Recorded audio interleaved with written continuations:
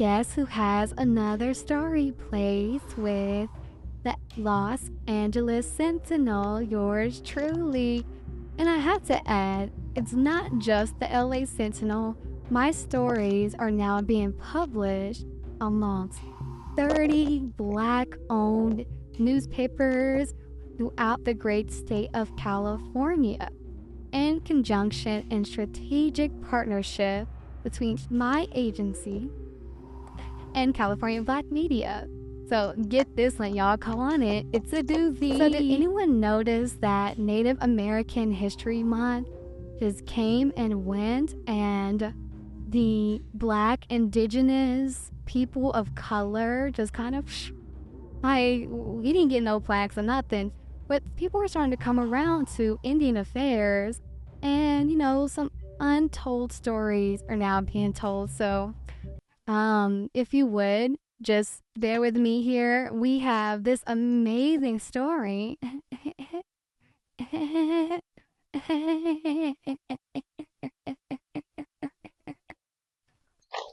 We'll read the headline here. It says, growing number of Black Californians are claiming their American Indian lineage. So I want y'all to notice something when you're filling out your applications, and it says American Indian or Alaska Native. Notice it doesn't say Native American, okay? You start there. Also notice when it says Hispanic, white, or white non-Hispanic, what's going on with there? These are political classifications. So I'm just gonna, read the little first lead paragraph here. It says, a growing number of Black Americans relying on newly digitized federal records and other sources are discovering direct bloodlines to Native American ancestors. These discoveries are inspiring individuals to trace and claim their Native American ancestry, leading some to apply for citizenship with tribal nations. So if you don't already know, I was very instrumental in getting more than 80 of my family members registered with Cherokee Nation. And so amazingly, my family has done some amazing work, and I'm still learning about some other things they're doing. But get this, we got some new stories coming up, because first and foremost, look how long my article is. Once again, look how long it is. It was longer than this. It should have been the whole. My story was really, I had enough words, but for the sake of print media, okay? And then I have some more exciting news about partnerships with media agencies, because this one's historic.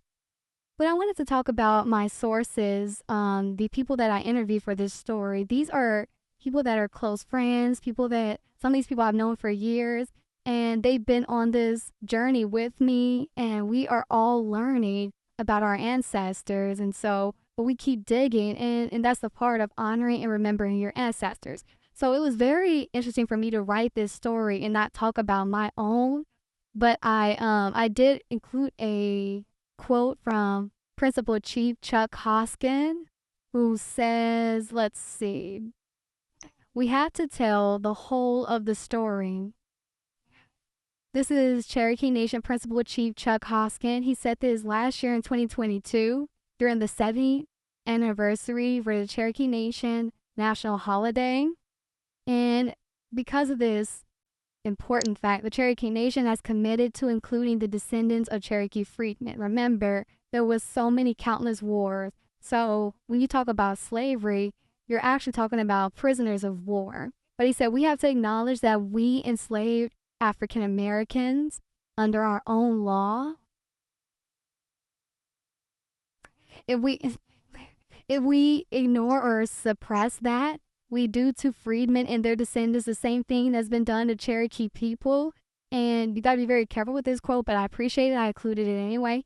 Any nation is a stronger nation if they tell their whole story, the tragedy, the triumph, and the chapters that are dark and difficult. So anybody that is familiar with Kitawa teachings, Cherokee Nation would never do such a thing. Cherokee Nation was neutral in the Civil War, so we have conflicting stories, but it's going to get more violent as we continue to dig into this. And I just wanted to add with the end of this story, because this is, of course, the white backlash. People not even reading the stories.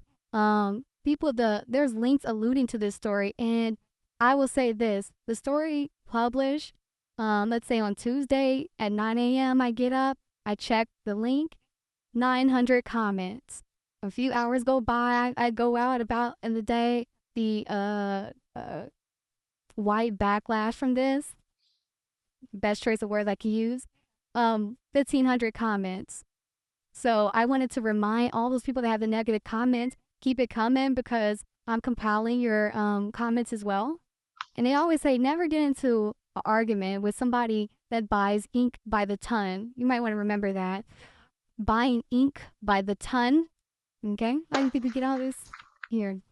So this resource that, is supported in whole or in part by funding provided by the state of California, administered by the California State Library in partnership with the California Department of Social Services and the California Commission on Asian and Pacific Islander American Affairs as part of the Stop the Hate program. So go ahead and keep it coming, because I'm registering all your hate comments as well. Thank you so much. I appreciate it.